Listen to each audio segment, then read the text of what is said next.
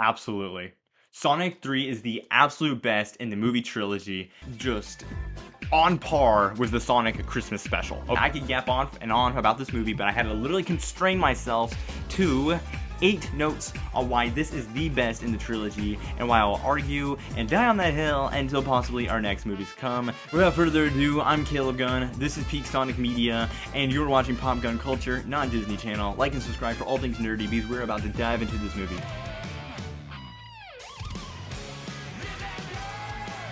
It's true, Shadow was clip farming the entire movie. Yep, seriously. He was unapologetically full of aura, grit, edge, everything every Sonic fan loves about our little boy.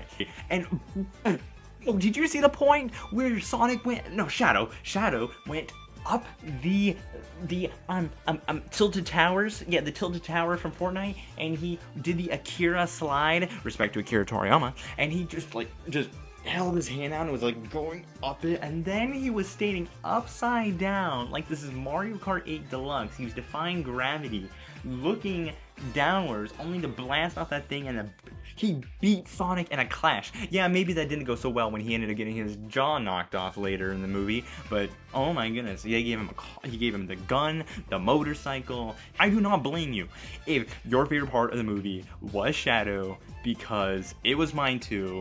If you don't think Shadow had aura, literally no one likes you. However, behind that absolute impenetrable blanket and a curtain of aura that Shadow has, it's interesting when we get to look behind the curtain and see that Shadow's actually just a hurt hedgehog. Just so much more meaningful when we get to see Shadow be the absolute beast, taking out the team, but then we learn about his origins and find out that he's a lot more destroyed, and because of that, this movie depicting that in a much better light, I'd say.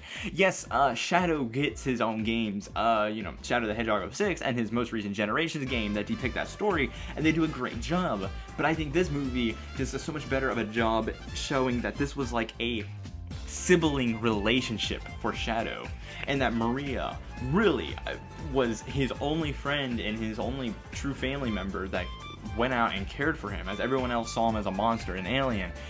Even my parents, who watched the movie me on the second rewatch, as I'm probably gonna go for a third rewatch, they said, oh my goodness, it's so sad, we feel bad for Shadow that he lost a sister to him.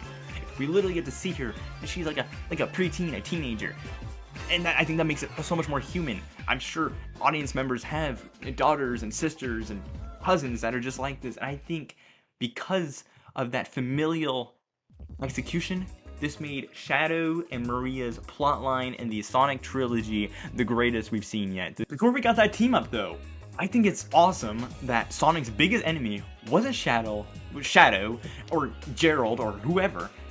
It was actually himself.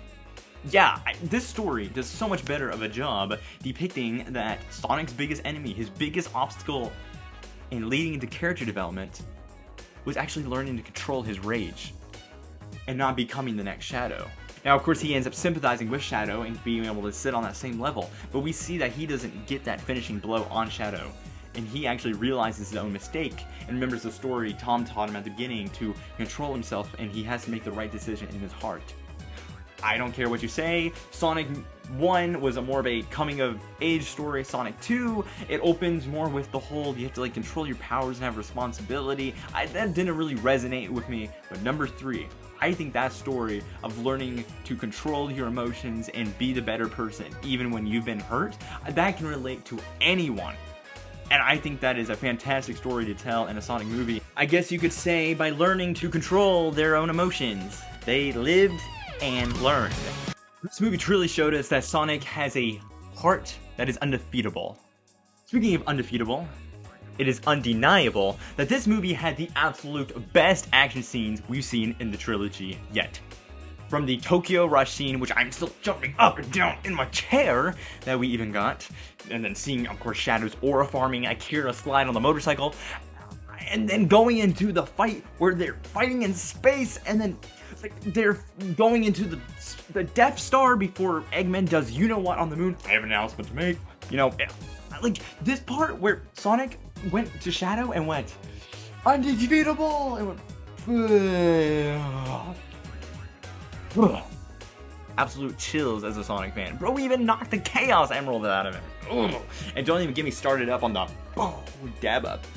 Honestly, Sonic's 1 and 2's movie action doesn't even compare to this. I tried to manipulate myself into thinking that Sonic 2's Sonic vs. Knuckles fight was actually cool back in the day, but this one just blows them out of the water. Speaking of being blown out of the water, it is just absolutely berserk how much I bought and devoured the fact that there were 2 Robotniks. I know we literally got a line where Jim Carrey looked at us, and I'm not saying Jim Carrey's, there's only one, but they literally looked at the camera and said like, we're almost like 2 characters in a movie been playing by the same actor! Yes, it was meta, it was funny, and it is insane that I continue to forget that over and over as I watch the movie. Jim actually played 2 completely separate identities, and I'm glad that there are separate identities because it ended up giving Ivo Robotnik, our little egghead, a wonderful little redemption arc. Yes, that'll probably be ruined by the fact that we get him in the next movie, whatever. I thought his goodbye was actually very satisfying and actually, for some reason, actually had me more sad over the Commander Walter's death or Tom's possible death. Yes, that probably would have had me in shambles too, but I'm okay with that because he got an awesome goodbye and he's like, thanks for nothing at his end. And last movie we got to end with later haters every time he gets an iconic goodbye. Thank you to Robotnik for getting a good redemption arc. I'm sure Dr. Stone will not survive. But please don't give us Ivo Robotnik getting spunk in the middle of Live and Learn next time. Such a bad interruption. Come on. Really? What were you thinking about putting it right there? But everything else was absolute peak from the 2 eggheads. Although the Eggmans were certainly a fantastic duo, I want to talk about the better trio. And that would have to go to Sonic, Tails, and Knuckles for being the MVPs of the movie. And listen, primarily the MVP going to Tails and Knuckles because they played a much bigger role in this movie and they actually felt like a lot more of a reasonable team. Team Sonic actually felt like a force to be reckoned with. Even though they got absolutely wiped by Shadow in the beginning of the movie, I felt like they were moving. So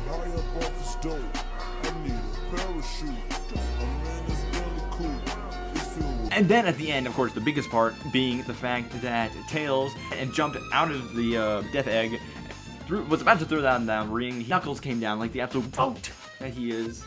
He glided down and threw that ring and they landed safely. And Knuckles actually was like a great character and his strength really showed and his humor I feel like was a lot sharper and less like dull head stupid. Thank you to these 3 for being a fantastic trio. When are they going to run it on Fortnite? I don't know. And with that, that is why I believe the 3rd movie is the best one in the Excuse me.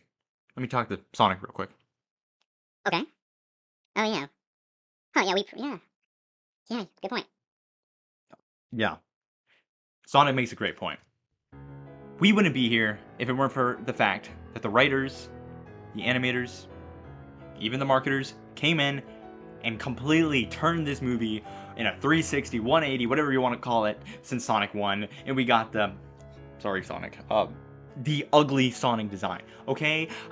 Thank you to everyone who had to work their tushies off to make this movie actually look like this character and not some deformed looking Pikachu, okay? It is fantastic that we are even here. I don't believe the movies would have even come this far after the first film. They probably would have been boycotted as expected, and we wouldn't even know who the heck Shadow and Maria, are in the, the SMU? Sonic... whatever you call the cinematic universe.